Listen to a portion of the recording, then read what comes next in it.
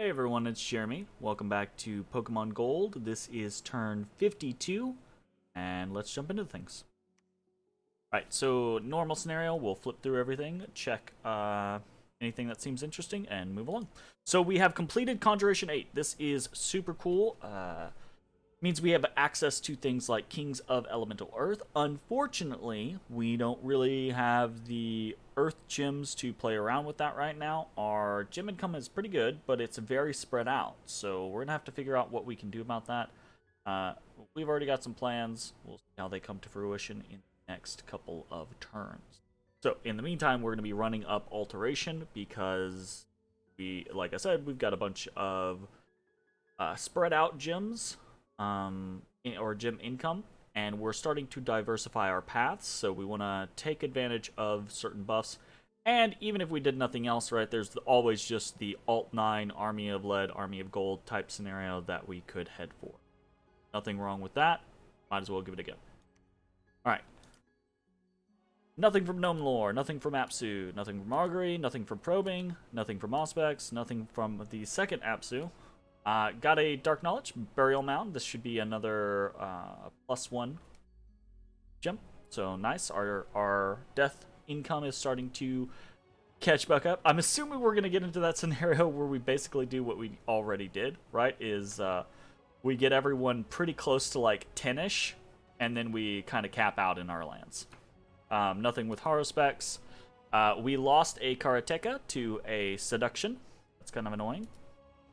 Okay, now we've got a series of attacks. So we were beaten in Windsong Forest. We were beaten in Neefle. We were beaten in Spires of Ascension. We won in Woods of Weeping. We won in Obsidian Waste.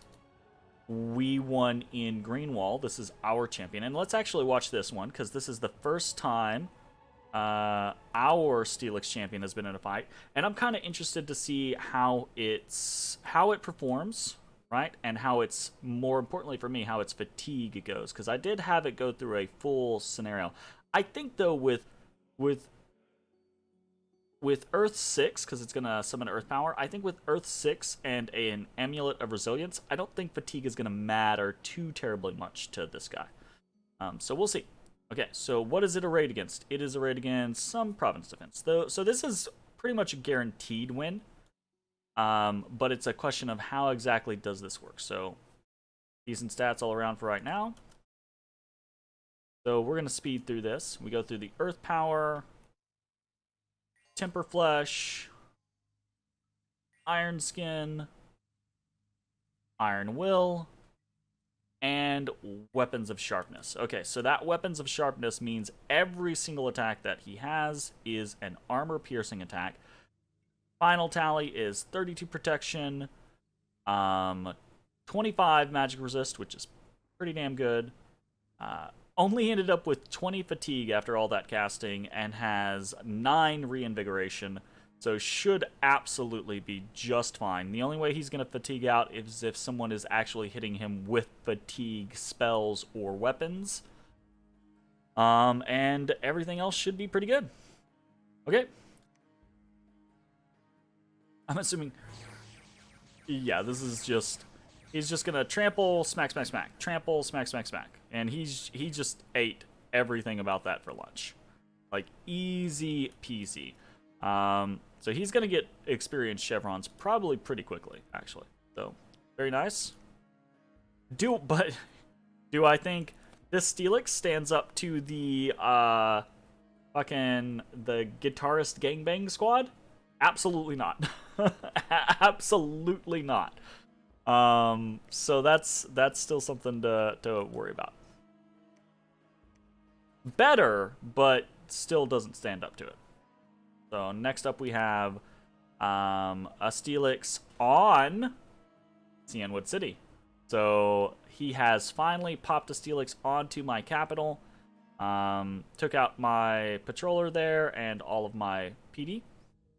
No big deal. We were beaten in Lost Canyon range. So this is his other fort, right? Aside from Greenwall. And this is where his guitarists are. So they actually moved back into that, and that was definitely a possibility, but they moved back into that location. We actually did pick off the junior trainer, so that's interesting. Although, the way the Alakazams work, I'm going to watch this battle. The way the Alakazams work, it seems very odd. Like, watch this. They just run up. When I don't think I had them on, like, fire or anything like that. I've changed that. All of the parties that have Alakazams in them now are set on fire. But it just seems, their AI and the way they behave just seems very strange. Alright, next up we have Kratos, which we won, but just barely. And we actually, we did the scenario where we killed the Karateka, which is our Karateka. I'm 90% sure that this is the Karateka that just got stolen from us, right? And we ended up basically dying to the Steelix, but it ended up routing without leadership when we couldn't hurt it. We lost in Hall Woods. We won in Farron Mountains. We've started to destroy the fort in Green Wall. Oh, sorry. We are under siege in Cyanwood City. The enemy can't hurt us. We've cured more afflictions, cured more diseases. Got some patrolling going on, got some promotions, and our guys have respawned. Okay, so let's take a look at what's going on. Big overview.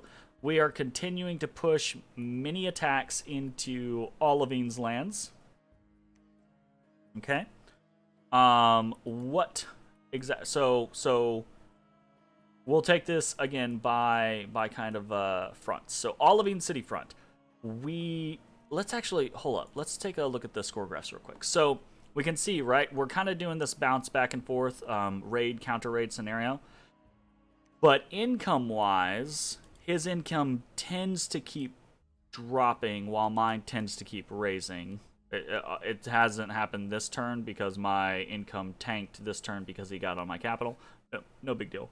Not a scenario. But that's the overall outcome, right? Is slowly but surely, generally speaking, we are hampering Olivine's income, his gym income, and his provinces.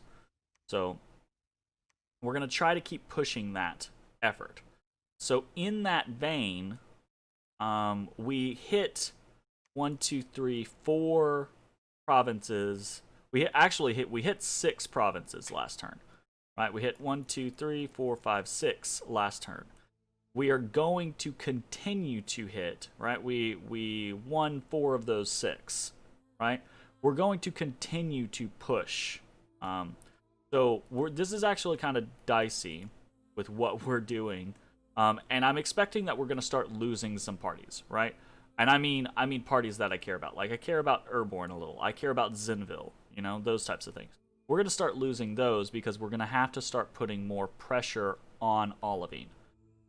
Pressure like actually losing fortifications and things like that. So Gilgamesh right now is going to sneak out. I do not want to risk Gilgamesh. I considered actually putting Gilgamesh on Olivine City, but I don't know how much. I know his goon squad is here in Lost Canyon range, but I don't know if he necessarily has anything here, and I don't know how Gilgamesh stacks up against like something like 2 huge Steelixes. I'm not sure. So, the thing is I care less about losing Gilgamesh, right? That's less of a concern. What I care about is I care about giving him equipment. Because his research, like if we go check, his research is low, right? He does not have much research. And his gem income is low. He does not have much gem income. And the hope there, right, is that his ability, like this goon squad, is hopefully an extent of his powers. Because, I mean, it might not be, but that's the hope, right? But if I go ahead and just like dive onto his cap and I lose Gilgamesh, then this is a fucking set of gear that he can put right back on a Steelix. And we don't want to do that. that could, it's not impossible for us to beat. That doesn't make his Steelixes impossible for us to beat. But they sure as hell make them a whole lot harder to deal with, right? So we're going to be a little cautious with Gilgamesh while we're very ballsy with everything else. So Gilgamesh is actually going to go sneaking into Banded Hills and then make an attack next turn. But we're continuing the pressure in almost every other location, right? We're moving Zinville back onto Greenwall. We're moving Wilson back to try to resupply. Meanwhile, we're moving Urborn and we're moving Starwald, right? Who has a bunch of Charizards on attack rear commands and things like that, right? Actually going to move these off to the side. And the goal there is if he decides to move people into Windsong Forest, right? I think Starwald and Urborn beat the Windsong Forest team, right? Because that's all that's here. But I think if he decides to move units in there, I think they're probably screwed. But they might pick off some units. That's what the attack rear is for, okay? So Zinville's going to try to pop Greenwall. Urborn and Starwald are going to try to catch people out in Windsong. Dolgod is going to move into Gnome Peaks because we know he keeps, I think he keeps spawning schoolgirls there, so we're going to try to pop them if we can. Whereas Zenario's going back to resupply. We've got Limerick coming from the north to hit in Trouble Bog. Then Wiglia is hitting in Dragonscale Mountains. Right, so we've got 1, 2, 3, 4, 5 more attacks this turn. Just in this area, in the Olivine City area, right? We've got another 2 attacks down here in Scarce Hope and Gray Mountains for the Violet City area, right? So we're trying to just keep the pressure up. We want him to be focused on counter-raiding rather than actually attacking me. Once he's on the defensive, we have a whole lot more control of the situation. Okay, so that's kind of the Olivine City front. Moving down to the Saffron City front, we've already seen Starwald is moving up. Robodan's continuing to patrol. He's probably going to do that for a little bit longer. Zephyrin is moving out to Silver Grove with the intent to head to the Woodlands next turn. So we'll see how that goes. And then next turn, we will have our next Steelix champion. Okay, and we've got a little bit of gear. We're going to make a little bit more in preparation for him arriving. Again, right, it goes to that scenario of if he's a 6, he's absolutely, we're not risking him. He's absolutely just heading to Cyanwood City, and he's going to get parked there for the rest of eternity. If he's a 4, we're probably just going to gear him out and he can go fight. If he's a 5, I'm not sure yet. I'm making the decision on when I want to pull the trigger on Earthblood Deepwell.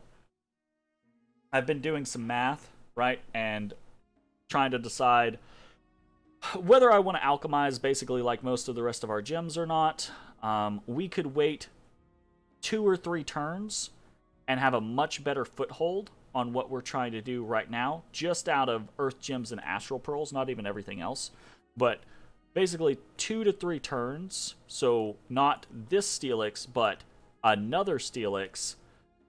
If I'm very cautious and sparing with my gems, 2 to 3 more turns would give us a much, much better basis for just casting an Earthblood Deepwell without having to... We'd still alchemize. I would still alchemize a bunch of gems, but I wouldn't have to alchemize everything to feel comfortable about where I was going to be.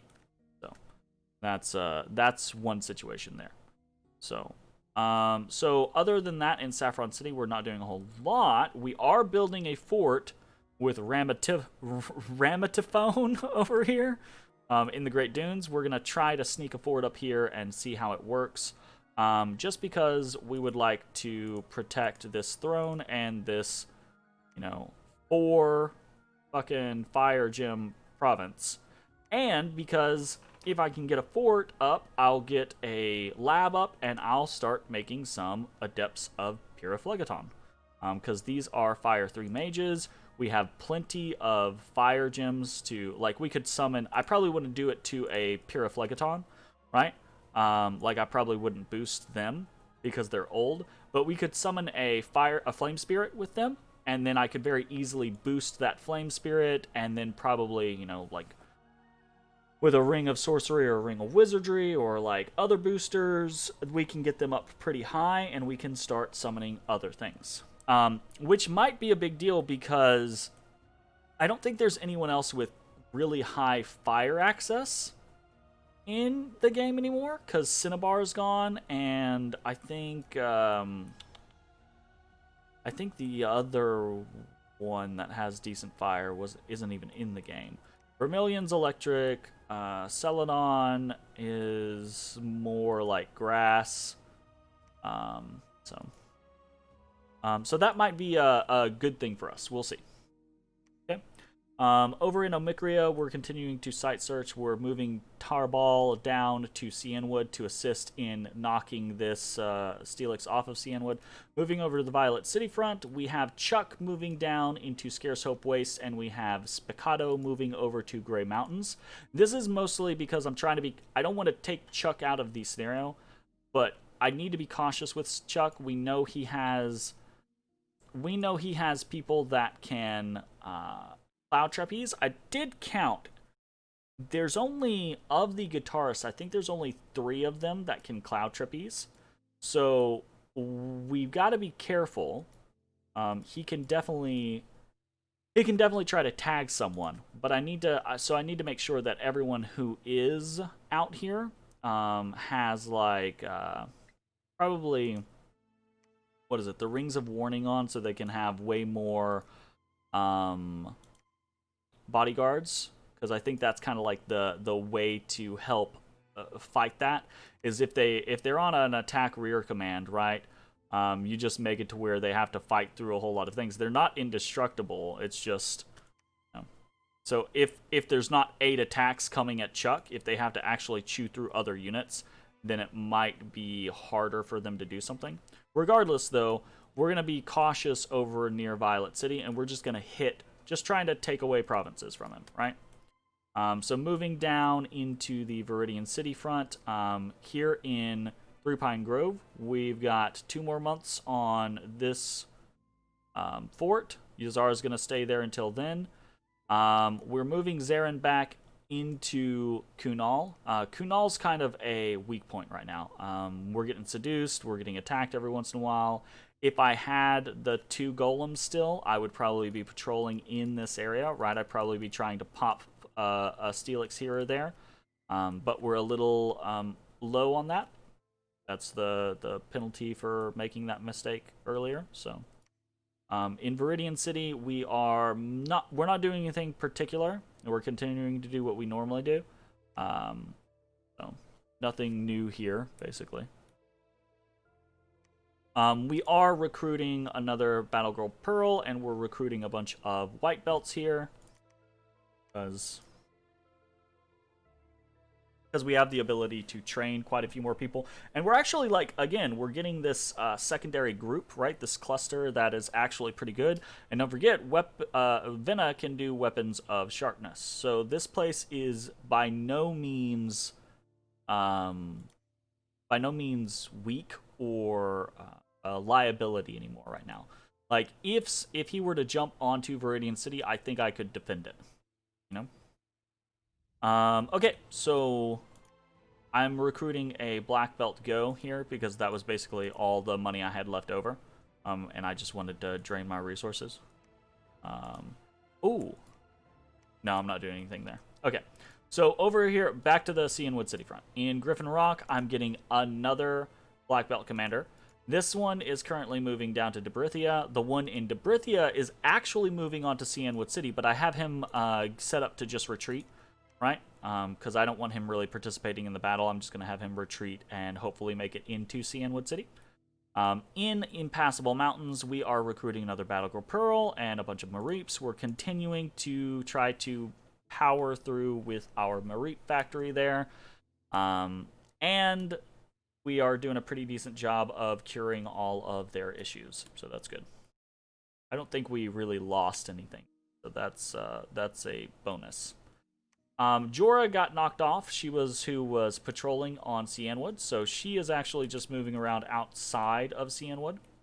And in Cyanwood, so what are we going to have in Cyanwood? We're going to have Tarball coming in. So here's an issue. So I know we only got attacked by a Steelix champion, but it says that the army consists of 2 units large. So I don't know what's up with that. Like, I don't know if this is just the game messing with me, right? And it's just a Steelix champion. I don't think Procession of Pain isn't kitted out with anything special. I don't think he's gonna sit on Cyanwood City and do anything. I think he's just gonna sneak off. So I think Tarball is gonna pop out, and that'll be that. No big deal. I am actually breaking siege with Shaikal as well, along with a bunch of, I say bunch, but a cluster of prodigies who are gonna hold an attack. Now, Shaikal is not a priest, so he can't actually, or he's not a priest 3, so he can't divine blessing. And annoyingly, right, we were getting another Machampion, but of course that canceled because we got attacked. So we gotta get back in that road. But we're gonna break siege with Shaikal. We're gonna break siege with Tarball. We're also gonna break siege with Ilvik, and Ilvik has just some flyers, because again, I don't think this is anything. I think this is just the game fucking with me. But if there is a second unit here, I'm not sure what that second unit is. So just in case it's like a fluffer, he like got into the province somehow or something like that. I don't know. I've got these on an attack rear command just to potentially snipe something. So we'll see how it goes. But hopefully that won't be any big deal, and we will be moving along pretty shortly. As far as forging goes, we've got our more, lightless lanterns, owl quills. We're doing some more pokeballs. We're doing another Scutata Volturnus. And we're doing a Frostbrand, actually. So that's pretty much what we're doing there. Okay, trying to think of if there is anything I want to do elsewise, but I don't think there is. I think this turn, I think this turn and I think the next couple turns probably are going to just be us trying to put pressure on Olivine, hopefully to the point to where they break. We'll see how it goes, though. His Steelixes obviously are still incredibly strong. He could unleash a great deal of them upon us. We only see like 1, 2, 3, 4, right? I think there was one here in 2 here, 5, 6, right? So that's 6 Steelixes. There are probably several more, right? There was another one over in like Hall Wood, so maybe that's 8 or 7. I've lost count already. The point is he's still got a lot of people, a lot of manpower, right? And then adding in this little goon squad, this is a big deal, right? So we need to see how this all kind of like shakes out, basically. But yeah, we'll see how it goes. Hopefully we are putting enough pressure on him that things are gonna start looking better for us. And realistically, the next big plan is to get Earthblood Deepwell up. So we get 8 Earth Gems per turn. So if next turn we're gonna get 8, and we'll get this Steelix champion. 2 turns after that, we will have another Steelix champion. So that's 3 turns total, right? 3 turns total gives us another 24 Earth Gems if we don't use any Earth Gems, period. And that's not going to happen because we're still doing Gnome Lore. So we're at least going to lose 6 Earth Gems, right? So we're looking at another 18 gems. So we're looking at 36 Earth Gems just from my Earth Gem income and nothing else. And that's assuming that the Earth Gem income doesn't change, which it entirely could.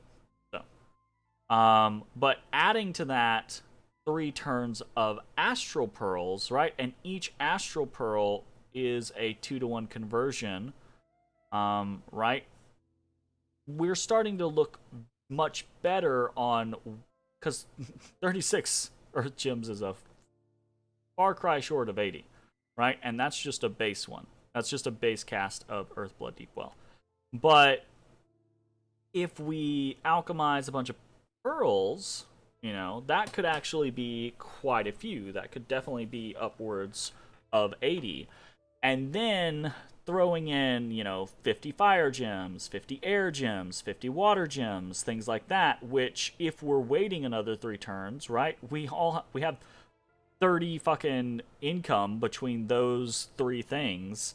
That definitely isn't going to hurt us too terribly much, right? It's not something that I enjoy doing. I don't like alchemizing a crazy amount of gems to dump into a resource global like that. It's kind of painful. But in the long run, here's the thing. And I say this all the time. It is almost always more about your income than it is about your bank, right? In Dominions, you can spend the first 40 turns banking up 100 gems, 150 gems, 250 gems, etc., right? But you can go through that really, really, really quickly. And if you have shit for income, then at that point you're out. You're done, right? Whereas you can have almost a non-existent bank, but if you have 100 right now, right? I mean, I don't know what we have right now. What do we have? We have 11. Fuck, why am I doing it that way? Just take a look. We've got 34, 46,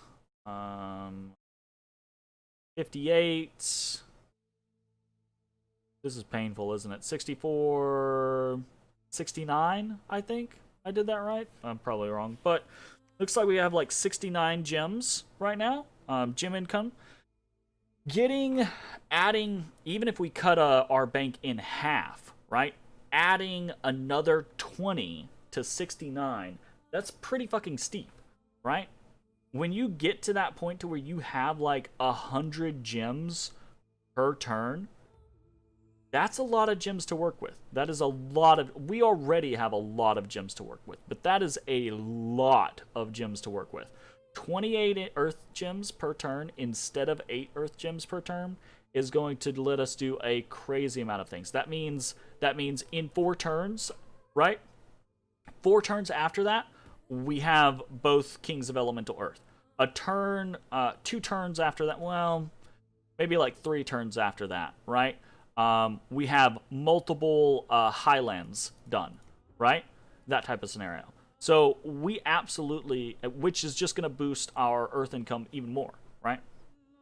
So we absolutely have a very good opportunity here.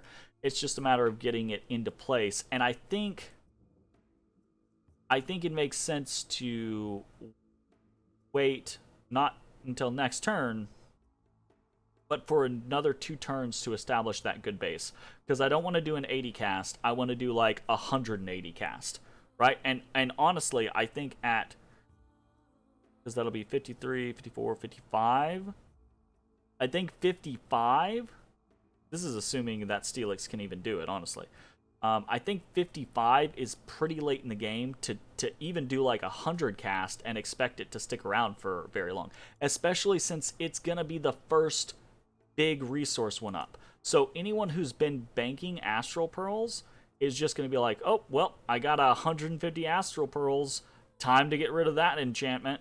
You know, it's going to be like being the first person and not doing... If you're the first person to put up a big global, it almost always needs to be that you cast it for base and bait out the spell, or you cast it with the intention of it staying for the rest of the fucking game, right? So you put 100, 150, 200 gems into it because you know yeah, that's super expensive, right? But if I put 100 gems into it, it only takes 5 turns for that to repay, right? If I put 200 gems into it, it takes 10 turns for it to repay, right? But that's 10 turns with significantly higher income. So I know I'm probably preaching to the choir here. I probably do not have to explain all of that to anyone who is watching. But that's the general mindset that I have about it right now. So that's kind of the overall goal that we're going with. I expect to lose like half of these attacks. I expect to lose here in Windsong Forest. I'm hopeful that I don't lose here in Greenwall. I don't know if he's gonna try to. I'm hoping that he's gonna try to break siege, or that he's gonna try to like move this Steelix champion over here. And I'm hoping Zinville comes in and kills some people for it, right? But he might just get caught out and get murdered because of it. So we will see. But I think like probably this attack here in Gnome Peaks will go successful. The attack in Triple Bog will probably go successful. The attack here in Dragonscale Mountains will probably go successful. These two will probably be successful. But I also expect to get raided a couple more times next turn compared to this turn. And I still don't know what's up with this fucking 2 units in Cyanwood City thing. I'm really just hoping it's the game fucking with me. But, alright, that's it. I'm just Jack and Jaw at this point. I will see you all next time. Bye, everybody.